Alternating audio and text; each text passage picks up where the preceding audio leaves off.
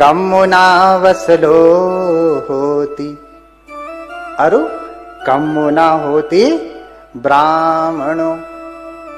अब कह दीजिए ये गाथा ही नहीं है, अर्थ समझते हैं?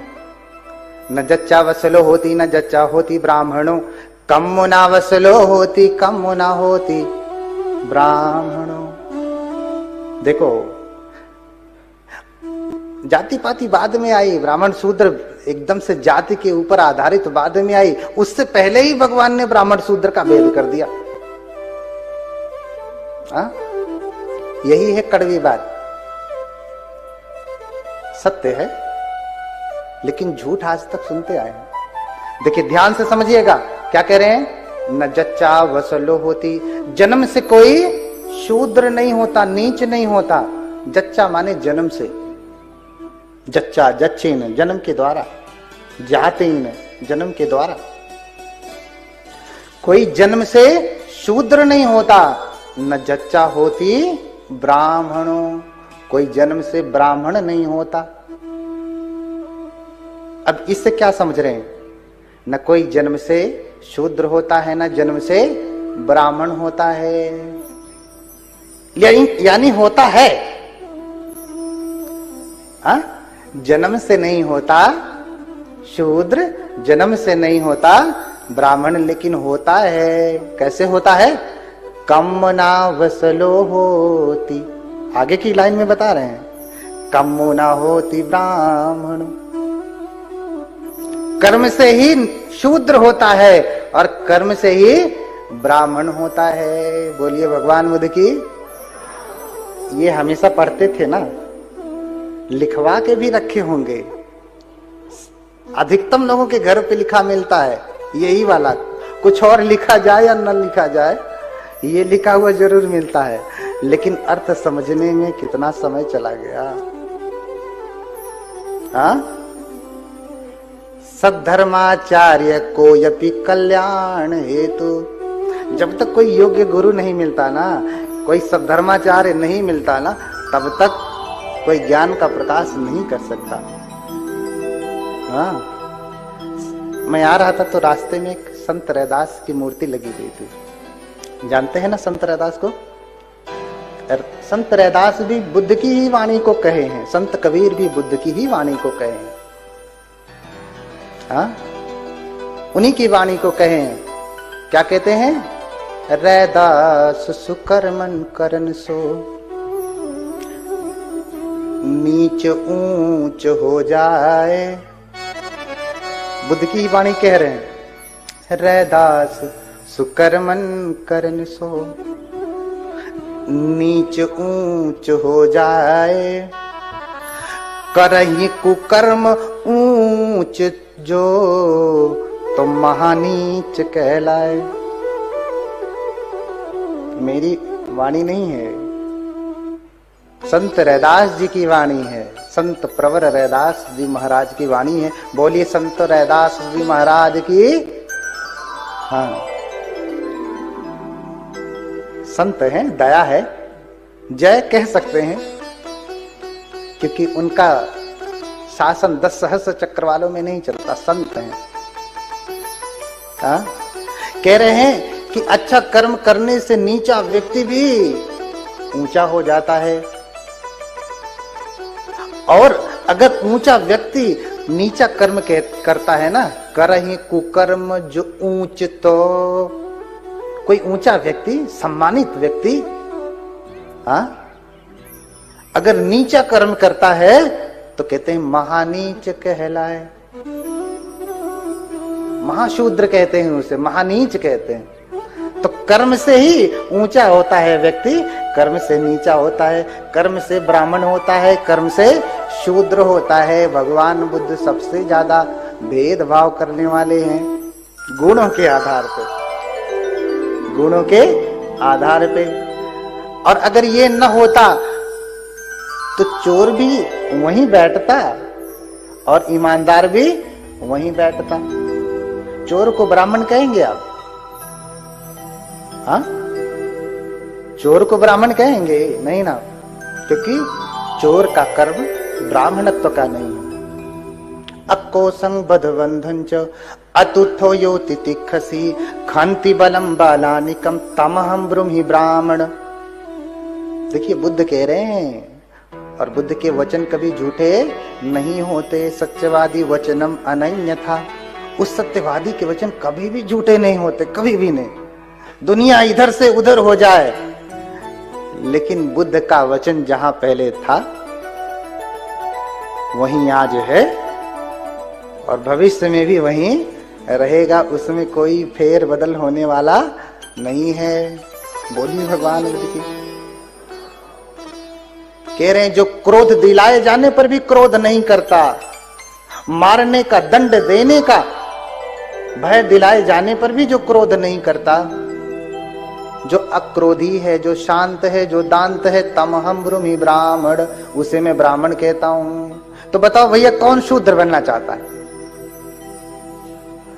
कौन शूद्र बनना चाहता है? तो भैया मैं ब्राह्मणवाद फैलाने के लिए आया हूं। जिसे ब्राह्मणवाद सुनना है, जिसे ब्राह्मणवाद मानना है वो माने, जिसे शूद्र बनना है, शूद्रवाद मानना है, वो नमस्ते करता हूं उनसे। देखिए हाथ जोड़ता हूं उनसे कि दोबारा दर्शन ना होवे। हाथ दो प्रकार से जोड़े जाते हैं। हाथ हमेशा जोड़े जाते हैं छुटकारा पाने के लिए। अब आप कहेंगे कि क्या बुद्ध के पास हम छुटकारा पाने के लिए हाथ जोड़ते हैं? हाँ भैया, छुटकारा के लिए हाथ जोड़ते हैं। कभी कोई संकट आ गया, भगवान बचा लीजिए, छुटकारा दिलाइए, इसीलिए ना हाथ जोड़े। भगवान दया बनाए रखिए हमारे ऊपर, कृपा बनाए रखिए, कोई संकट ना आए, संकट से छुटकारा दिलाइए, भगवान दुख से छुटकारा दिलाइए। तो छुटकारा के लिए ही हम हाथ जोड़ते हैं। अब कोई आदमी सामने खड़ा हो गया जिसे हम बात नहीं करना चाहते, ऐसे लोगों से भी हाथ जोड़ लिया जाता, भगवान इस मुसीबत से छुटकारा दिलाइए। बोलिए भगवान बुद्ध की। तो सच कभी भी कड़वा नहीं होता। सच्चंग विश्व मधुरम, याद कर लीजिए ये वचन भगवान के। सच्चंग वे सुमधुरम, बोलिए सच्चंग वे सुमधुरम। सत्य तो बहुत मधुर होता है, बहुत मीठा होता है। इसलिए सब दर्शन जितने भी हैं अगर बुद्ध के वचन पे रखेंगे ना तो सब खंडित हो जाते हैं। अपनी जगह पे सही हैं, लेकिन बुद्ध के सामने आते ही सब खंडित हो जाते हैं, सब खंडित हो जाते हैं। इसलिए बहुत लोगों का पेट फूला होगा, हाँ, कि ये तो ब्राह्मणवाद फैलाने आए हैं, है ना, ब्राह्मणवाद फैलाएंगे। तो बहुत लोग नहीं आए होंगे, विरोध भी किए होंगे। सब जगह विरोध होता है, जहां जहां मैं जाता हूं वहां वहां विरोध होता है। अब विरोध करने वाले उपासक से ज्यादा तो हमारे अपने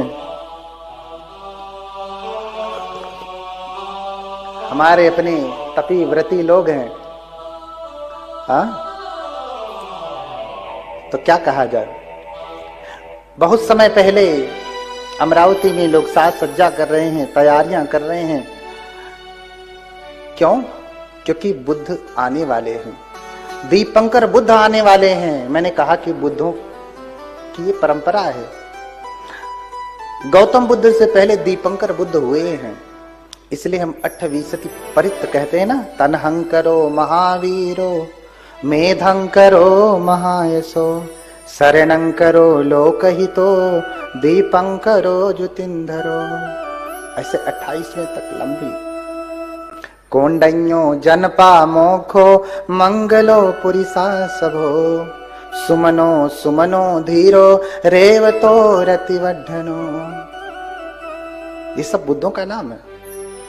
अभी जो हमने शुरू में कहा वो भी भगवान बुद्ध के 32 नाम हैं। और पूजा हमेशा लेटेस्ट भगवान की होती है। किसकी होती है? हमेशा लेटेस्ट भगवान की होती है। अच्छा देखिए, आपने महावीर स्वामी का नाम सुना है? हाँ, कौन से वाले तीर्थंकर हैं वो? कौन से नंबर के? 24वें। 24वें है ना? 23वें की पूजा उतनी नहीं होती है, लेकिन पूजा किसकी होती है? महावीर स्वामी की 24वें की। हजरत मोहम्मद अंतिम पैगंबर है, पूजा किनकी होती है? उन्हीं की ना। उससे पहले और भी रहे होंगे, लेकिन लेटेस्ट जो है उन्हीं की पूजा होती है। ईसा मसीह भी लेटेस्ट है, उन्हीं की पूजा होती है। उससे पहले और भी रहे। हाँ, भगवान बुद्ध भी 28वें बुद्ध हैं, गौतम बुद्ध। 27वें बुद्ध की पूजा नहीं करते हम लोग हैं, उनसे पहले रहे हैं। लेकिन जो अभी वर्तमान में है, अच्छा इस समय आप कौन सा फोन चला रहे हो? कीपैड वाला? कौन सा वाला? लेटेस्ट वाला ना। बढ़िया आईफोन चला रहे हैं? नहीं तो कम से कम बढ़िया वाला एंड्रॉइड फोन तो होगा ही, कि वो चलाएंगे। पहले आता था 5-5 किलो का, एक सब पकड़ लिया हूं, लेकर के चलते थे। हमेशा पूजा लेटेस्ट भगवान की होती है। हिंदू धर्म में भी 9 अवतार हैं। 9वें अवतार कौन मानते हैं? वो भगवान बुद्ध को मानते हैं। किसको मानते हैं? निंदा के लिए नहीं कह रहा हूं, समझने के लिए। कोई निंदा नहीं है, क्योंकि मैं पहले से ही वेद पाठी घर से हूं, तो निंदा की कोई बात नहीं। 9वें अवतार भगवान विष्णु के कौन है? भगवान बुद्ध हैं। लेकिन सोचिए जरा, जैनों में अंतिम तीर्थंकर महावीर स्वामी की पूजा होती है। अंतिम प्रोफेट हजरत मोहम्मद की पूजा होती है। ईसा मसीह की पूजा होती है। अंतिम भगवान गौतम बुद्ध की पूजा होती है। लेकिन ये अंतिम भगवान गौतम बुद्ध जो विष्णु के 9वें अवतार, ये नहीं करते। कम से कम उनके लिए भी तो बनाना चाहिए ना। लेकिन धन्य है ऐसे चांडक उपासक जी। देखिए, अपने इस विद्यालय में भगवान बुद्ध को स्थापित कर दिया। इस परिसर में उन्होंने भगवान बुद्ध की कथा लगाई। जो जानता है भगवान बुद्ध को, उसका सर तो झुकना ही है भगवान बुद्ध के सामने। बोलिए भगवान बुद्ध की। एक बार उपासक जी की भी जयकार कर दीजिए, उपासक चांडक जी की। सदैव जीते, धन धान्य की वृद्धि होती रहे, और सदैव ऐसे ही भगवान की वाणी को प्रसारित करते रहें। तो भैया राम राज्य क्यों, बुद्ध राज्य क्यों नहीं? अंतिम विष्णु के अवतार तो बुद्ध ही है ना, तो बुद्ध राज्य क्यों नहीं, राम राज्य क्यों? इसमें कोई बुराई है? नहीं बुराई है ना,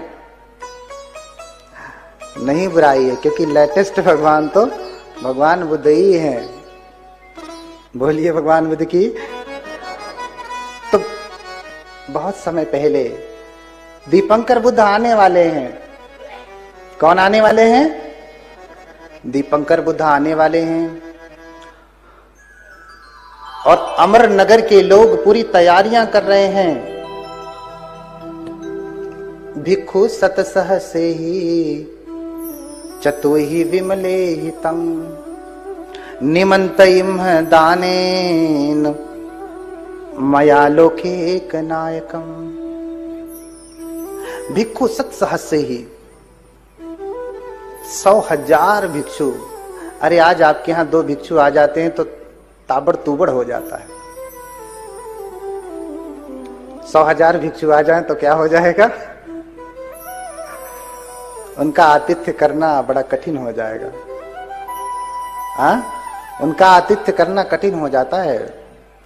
लेकिन धन्य है वो अमर नगर के लोग कि भगवान बुद्ध 10 सहस्र भिक्षुओं के साथ आ रहे हैं।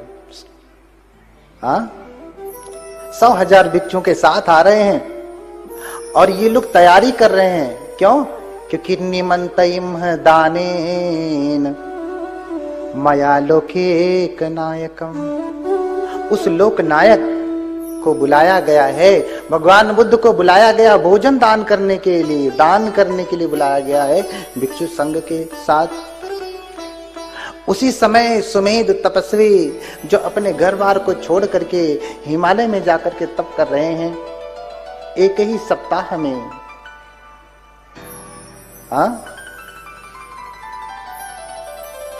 5 अभिज्ञा को प्राप्त कर गए, 8 समापत्ति को प्राप्त कर गए। सप्ताह भंतरे पंच अभिज्ञा 8 विधम पीछ।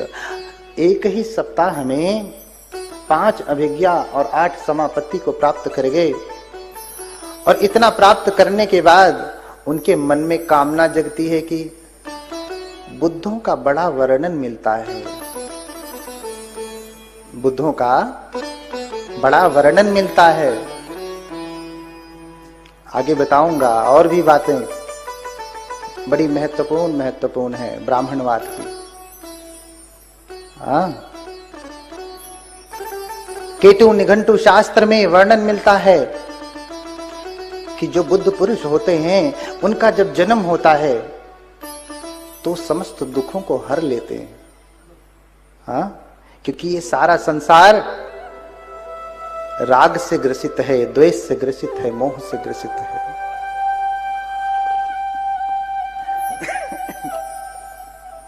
इसलिए बार बार प्रार्थना करते हैं। वो बार बार प्रार्थना करते हैं कि किसी बुद्ध का दर्शन हो। हाथ जोड़ करके प्रार्थना करें, ये राग रोगम नयनानुबंधम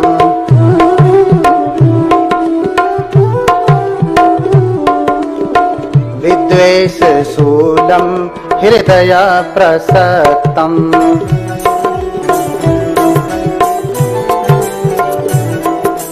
ये राग रोगम नयनानुबंधम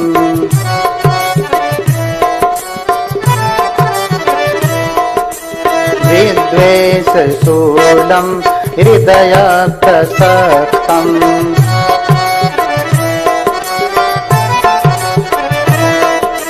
सर्वांग संसर्पित पाप कुष्ठम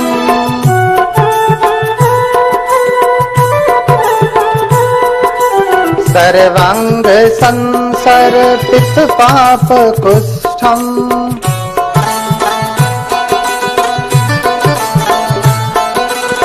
हरन्ति तेभ्यो नमो भिषग्भ्यः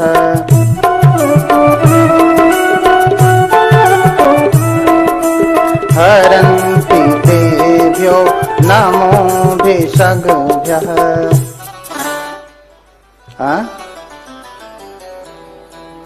कह रहे हैं कि ये राग रोगम नयनानुबंधम,